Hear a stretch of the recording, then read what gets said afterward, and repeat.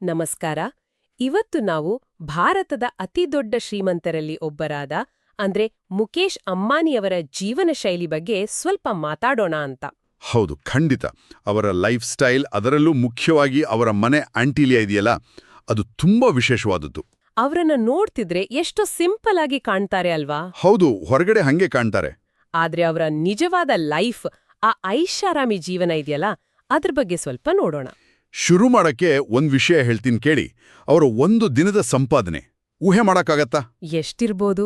ಕೋಟಿಗಳಲ್ಲೇ ಇರ್ಬೋದು. ಹೌದು, ಸುಮಾರು 163 ಕೋಟಿ ರೂಪಾಯಿಗಳು ಒಂದೇ ದಿನದಲ್ಲಿ. ಅಬ್ಬಾ, 163 ಕೋಟಿ ದಿನಕ್ಕಾ? ಹೌದು, ಅಂದ್ರೆ ಅವ್ರ ಒಟ್ಟು ಆಸ್ತಿ 2022ರ ಲೆಕ್ಕದಲ್ಲಿ ಸುಮಾರು $99.4 ಬಿಲಿಯನ್. ನಮ್ಮ ರೂಪಾಯಿಗಳಲ್ಲಿ ಹೇಳೋದಾದ್ರೆ 7 ಲಕ್ಷ ಕೋಟಿಗೂ ಹೆಚ್ಚು.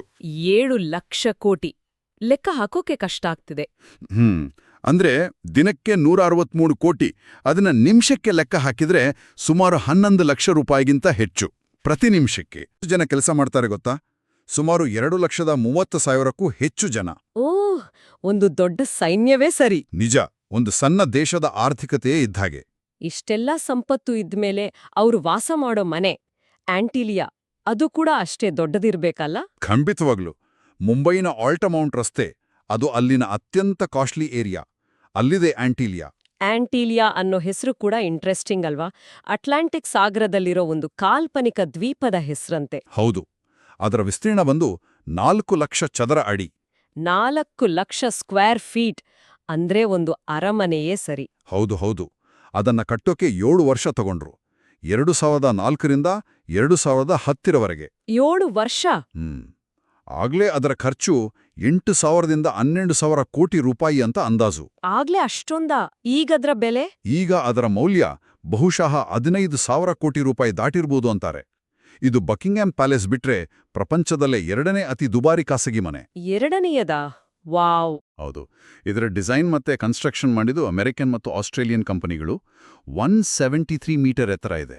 173 ಮೀಟರ್ ಅಂದ್ರೆ ಸಾಮಾನ್ಯವಾಗಿ ಒಂದು 60 ಅಂತಸ್ತಿನ ಬಿಲ್ಡಿಂಗ್ ಎಷ್ಟು ಎತ್ತರ ಇರುತ್ತೋ ಅಷ್ಟು. ಆದ್ರೆ ಇರೋದು ಮಾತ್ರ 27 ಮಹಡಿಗಳು. ಅಂದ್ರೆ ಒಂದೊಂದು ಫ್ಲೋರ್ ತುಂಬಾ ಎತ್ತರ ಇರ್ಬೇಕಲ್ಲ? ಹೌದು, ತುಂಬಾ ಎತ್ತರ. ಇಡೀ ಕುಟುಂಬ ವಾಸ ಮಾಡೋದು ಕೊನೆ 4 ಫ್ಲೋರ್ಗಳಲ್ಲಷ್ಟೇ ಅಂತೆ. ಅಷ್ಟೇನಾ? ಇಷ್ಟು ದೊಡ್ಡ ಮನೆಯಲ್ಲಿ? ಹಾಗಾದ್ರೆ ಉಳಿದ ಜಾಗ ಎಲ್ಲ? ಅದನ್ನ ನೋಡ್ಕೊಳ್ಳೋಕೆ 600ಕ್ಕೂ ಹೆಚ್ಚು ಸಿಬ್ಬಂದಿ ಇದ್ದಾರೆ. 600 ಜನ? ಬರೀ ಸಿಬ್ಬಂದಿನ? ನಂಬೋಕಾಗ್ತಿಲ್ಲ. ಹೌದು, ಅವರಲ್ಲಿ ಒಬ್ಬ ಕಾರ್ ಡ್ರೈವರ್ ಸಂಬಳನೇ ತಿಂಗಳಿಗೆ 2 ಲಕ್ಷ ರೂಪಾಯಿ ಅಂತಾರೆ. 2 ಲಕ್ಷ? ಡ್ರೈವರ್ ಸಂಬಳನ? ಇದು ಮುಂಬೈ ಕಾಸ್ಟ್ ಆಫ್ ಲಿವಿಂಗಾ ಅಥವಾ ಅಂಬಾನಿಯವರ ಉದಾರತೆಯಾ?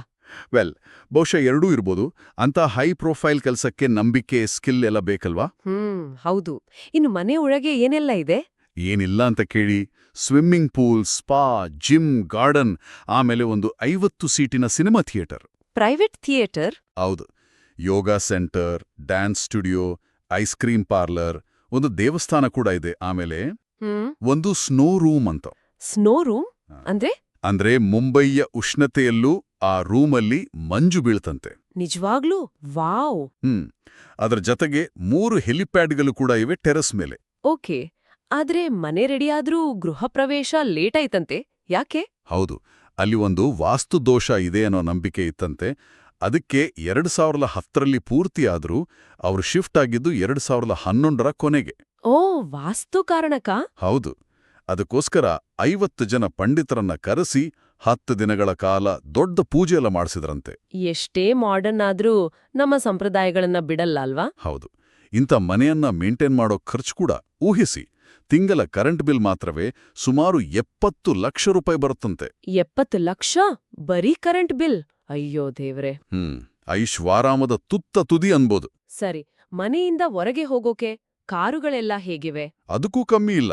ಮನೆಯ ಮೊದಲ 6 ಫ್ಲೋರುಗಳು ಪಾರ್ಕಿಂಗ್ಗೆ ಮಾತ್ರ ಮೀಸಲು. 6 ಫ್ಲೋರ್ ಪಾರ್ಕಿಂಗ್? ಹೌದು. 7ನೇ ಫ್ಲೋರ್ ಒಂದು ಸರ್ವಿಸ್ ಸ್ಟೇಷನ್. ಅವರ ಹತ್ರ 160ಕ್ಕೂ ಹೆಚ್ಚು ಲಕ್ಸುರಿ ಕಾರುಗಳಿವೆ.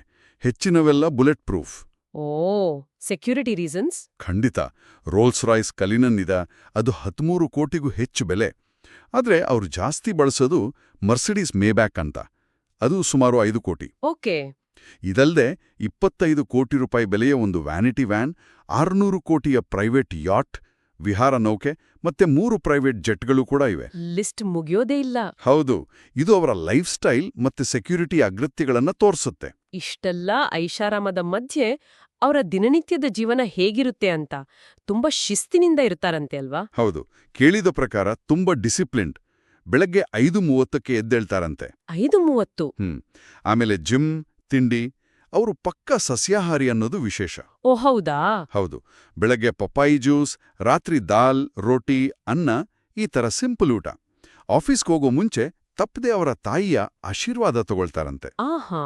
ರಾತ್ರಿ ಸುಮಾರು 10 ಗಂಟೆಗೆ ಮನೆಗೆ ಬಂದು ಫ್ಯಾಮಿಲಿ ಜೊತೆ ಊಟ ಮಾಡಿ ತಡರಾತ್ರಿ ಅಂದ್ರೆ ಸುಮಾರು 1 ಗಂಟೆಗೆ ಮಲ್ಗೋದು.